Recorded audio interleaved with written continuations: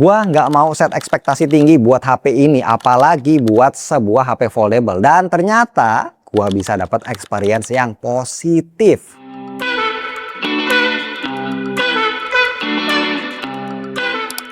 Bismillah, alhamdulillah kita ketemu lagi bareng gua Romi. Dari berbagai foldable phone, berbagai tipe, berbagai merek yang udah gua coba, pas dapat kesempatan untuk nyobain Motorola Razr Fold, jujur gua nggak terlalu excited. Tapi setelah pakai, gue berani ngerekomendasiin HP ini ya, ketika mungkin kalian udah jenuh sama brand foldable yang itu-itu aja, pengen nyobain yang baru.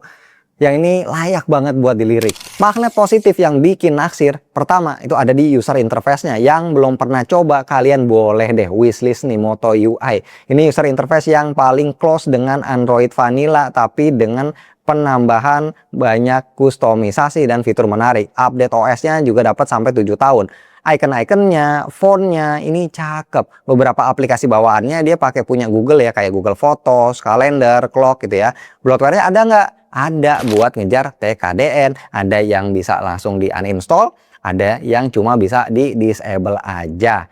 Walaupun Razr Fold ini HP debut foldable Motorola, ternyata gak bikin experience-nya jelek ya. Fitur multitaskingnya malah asik banget. Bisa buka 3 app sebelahan atau bisa ditampilin full dan bisa pindah-pindah secara seamless. Kalau kurang banyak masih bisa buka beberapa apps lagi secara pop-up.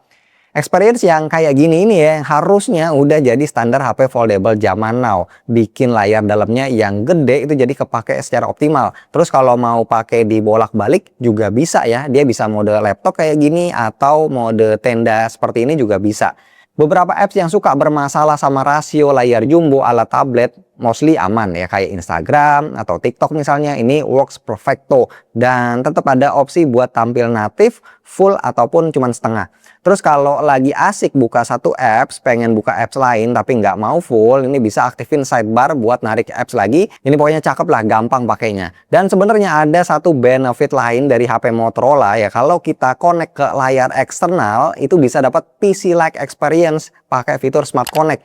Nah kebetulan gua lagi suka pakai kacamata AR, pas gua konekin ini best banget, dapat layar segede bioskop. Dengan navigasinya bisa dari HP kita jadiin sebagai mouse. Nah untuk AI di Razr Fold ini juga bisa diakses via dedicated button di sisi kanan atas. Bisa kita set double tap buat pay attention. Nanti bakal ngerangkum percakapan, ngobrol ataupun meeting. Atau tap and hold dia bisa buat manggil fitur AI lain kayak nanya informasi yang lagi tampil di layar HP, ngerakum notifikasi yang masuk, sampai bisa bikin gambar atau stiker. Jujur aja gue baru tahu kalau Razr Fold ini dapat gelar kamera foldable terbaik dari DxOMark. Tapi gue juga nggak yakin ya kalau user foldable phone se-aware itu soal kamera. Sensor yang dipakai memang cukup ngeri sih ya. Main camnya Sony Lithia 828 pakai OIS di 50 megapiksel, telenya juga 50 megapiksel Sony Lithia 600 di 3 kali optical zoom, ada OIS-nya. Dan satu lagi ini juga 50 megapiksel buat ultrawide dengan macro vision.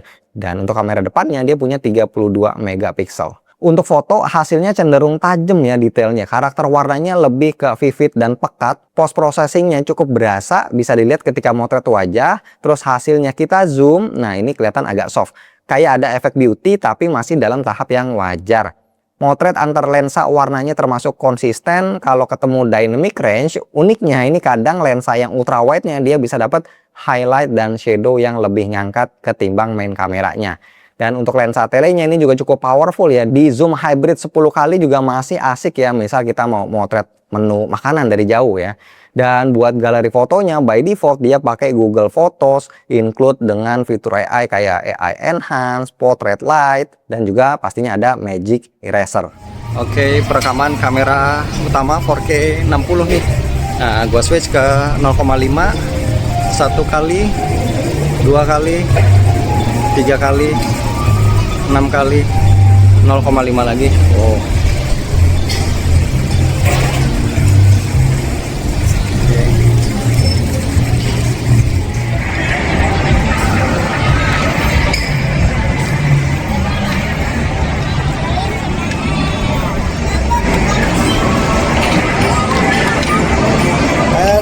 Cepat. Kalau fokus cuma pakai HP-nya buat kebutuhan sehari-hari tanpa nyari tahu speknya, mungkin kita bakal kira kalau HP ini dia pakai chipset yang paling tinggi. Padahal enggak, cuma pakai Snapdragon 8 Gen 5 yang versi biasa, bukan versi Elite. Pas nulis review ini, gua juga kebetulan ya lagi pakai HP lain dengan Snapdragon 8 Elite Gen 5. Dan buat konsumsi harian gua yang mostly browsing, buka banyak tab, ngedit video di CapCut, sama main game Clash Royale, asli ya susah ngerasain bedanya, ini sama-sama kencang. Dengan clock speed lebih rendah, justru malah dapat performa yang lebih minim throttling dan baterai juga jadinya lebih awet. Ya, ketahanan baterainya memang sebagus itu. Pertama, pastinya ngaruh dari kapasitas yang memang gede di 6000 mAh. Terus kebantu UI-nya yang udah full optimize. Gua lepas casan 100% di jam 6 pagi, pas jam 8 malam ini baterainya mostly ya, keseringannya masih sisa 50% dengan pemakaian medsosan aktif. Tapi ini cuma dengan satu SIM card ya, karena slotnya kan memang cuma ada satu untuk fisik, yang satunya lagi itu eSIM.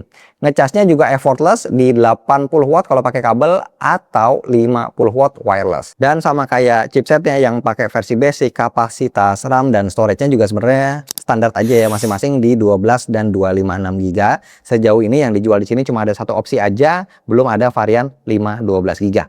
Pas lihat ada logo Bose di boxnya, gue cukup happy, tapi tetap nggak mau ekspektasi ketinggian, takut kecewa. Alhamdulillah ya pas denger langsung, wah ini beneran Bose sih, bulat, deep, solid, pokoknya berwibawa lah suaranya. Harusnya so far ini speaker foldable yang paling cakep sih.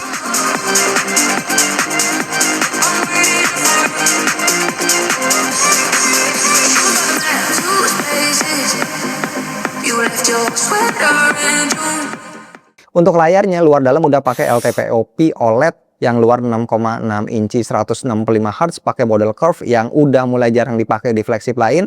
Sementara yang dalam dia 8,1 inci 120 Hz dengan kris yang masih standar. Gua akan skip bahas kualitasnya karena ini levelnya udah mentok kanan, dijamin puas. Nah, paling gue bahas sedikit soal engselnya aja, yang mana gue ngerasa ini udah solid dan proporsional. Dia pakai stainless steel, buka layarnya effortless, nggak keras ataupun lengket. Angle buka tutupnya juga fleksibel, dia kuat nahan di beberapa titik sudut, makanya jadi bisa dipakai di mode 10 ataupun mode laptop. Sekalian ya, kita lanjut ngomongin desain sedikit ya. Motorola di sini punya gayanya sendiri. Ciri khas bump kamera yang membukit juga dipakai di HP ini. Opsi warnanya itu ada dua, ada Phantom Black and Blue sama Phantom Lily. Kalau gua lebih suka yang biru ini ya, lebih mature dan premium. Di backdoor ini cakep ya, ada teksturnya khusus untuk yang varian Phantom Black and Blue.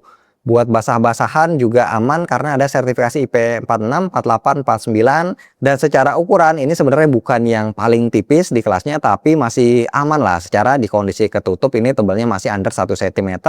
Dan di kondisi kebuka dia cuma 4,5 mm. Dan satu lagi nih yang gue suka, Motorola ngasih free casing depan belakang yang proper banget. Cukup tipis dan finishingnya ini dibikin frosted ya. Jadi dia nggak gampang kelihatan baret ataupun kotor. Dan FYI, untuk HP-nya sendiri sebenarnya udah bisa PO ya dari 13 Juli kemarin sampai 20 Juli. Kita bisa dapat harga spesial up to 25499 juta buat varian 12 256 GB.